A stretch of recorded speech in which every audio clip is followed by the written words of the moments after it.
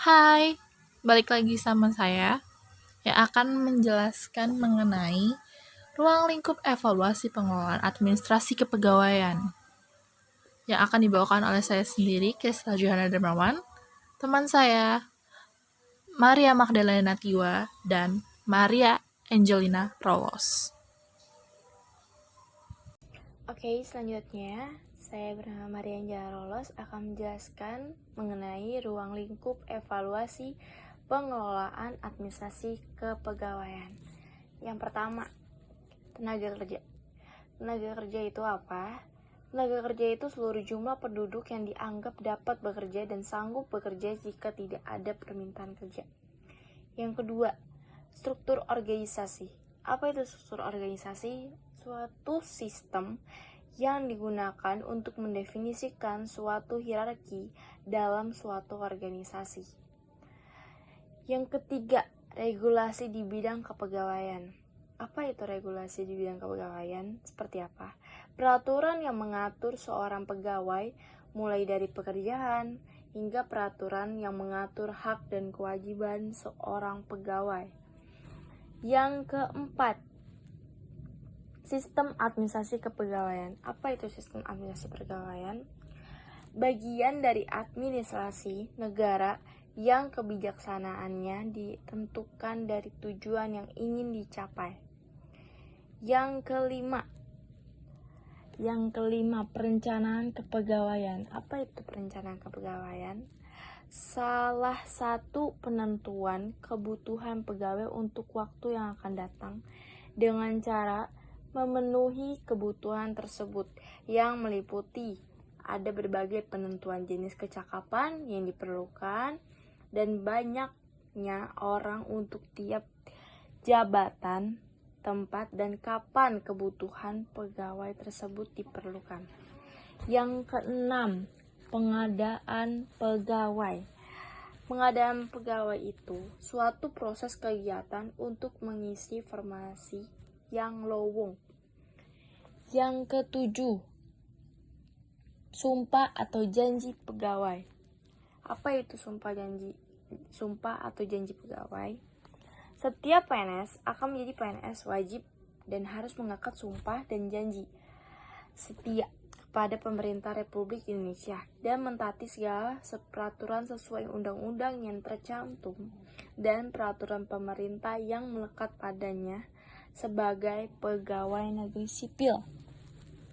Yang ke-8, apa itu karir pegawai dan selain itu ada jabatan. Jabatan itu apa? Sekelompok posisi yang sama dalam suatu organisasi. Pangkat itu seperti dia bekerja di suatu perusahaan, jabatannya apa, pangkatnya apa di dalam perusahaan, dan misalnya jabatannya yang ia sekarang duduki itu apa, tinggi atau di bidang apa. Yang ke-9, karir pegawai.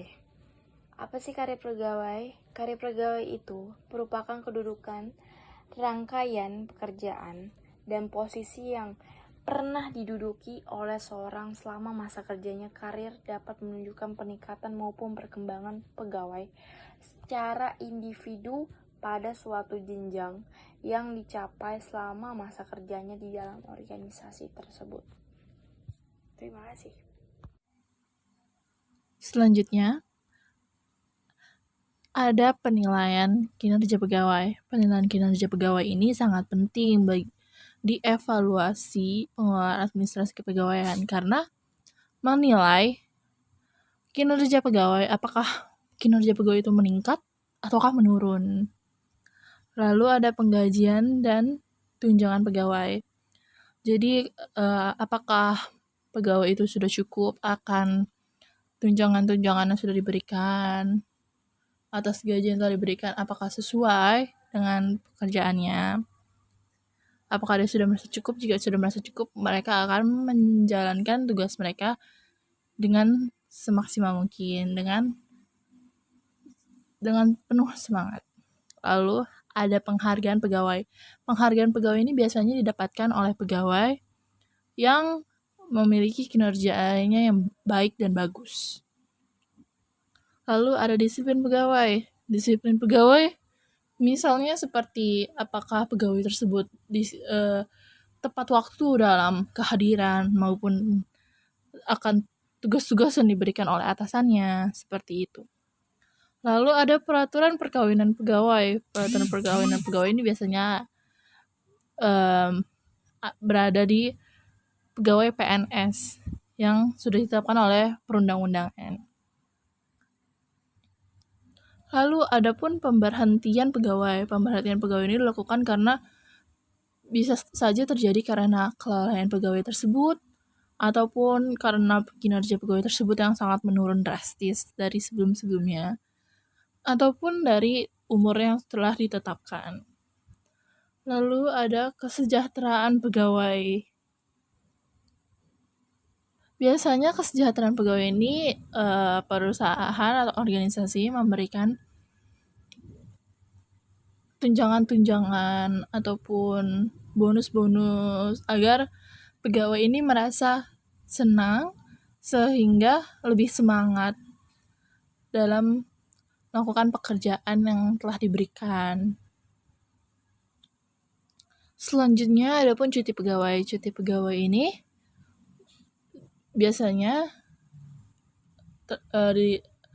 diberikan oleh perusahaan itu 1 tahun itu maksimal 12 kali atau bisa dibilang 1 bulan 1 kali cuti agar pegawai tidak terlalu jenuh akan pekerjaannya. Lalu ada pensiun pegawai. Pensiun pegawai ini biasanya itu dikarenakan mengalami kecelakaan yang berat sehingga mengalami cacat atau lumpuh ataupun dikarenakan umur yang sudah tua dan melewati batas masa kerja. Dan yang terakhir ada penyimpanan dokumen kepegawaian. Penyimpanan dokumen kepegawaian ini biasanya dilakukan oleh bagian administrasi atau yang biasanya mengarsip-arsipkan dokumen tersebut. Dokumen-dokumen apa saja yang diarsipkan? Bisa seperti berkas-berkas saat ia bekerja di sini ataupun berkas-berkas saat ia melamar di suatu organisasi tersebut atau perusahaan tersebut.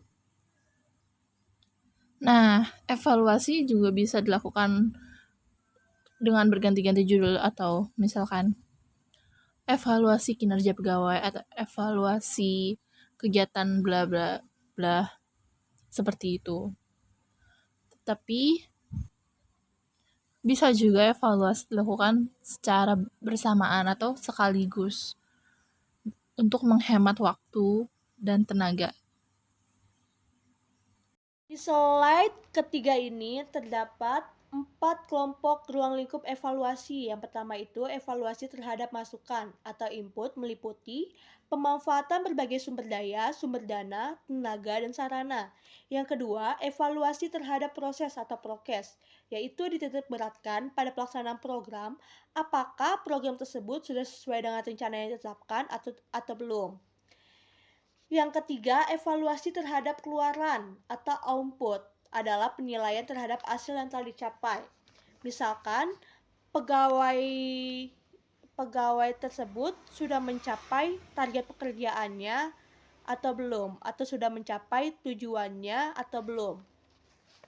Yang terakhir yaitu evaluasi terhadap dampak atau impact, yaitu mencakup pengaruh yang ditimbulkan dari program yang dilaksanakan oleh pegawai tersebut sudah berhasil atau belum. Di sini juga terdapat contoh from-nya. Bisa dilihat di halaman 219 dan 222. Sekian, terima kasih dari kelompok kami. Thank you.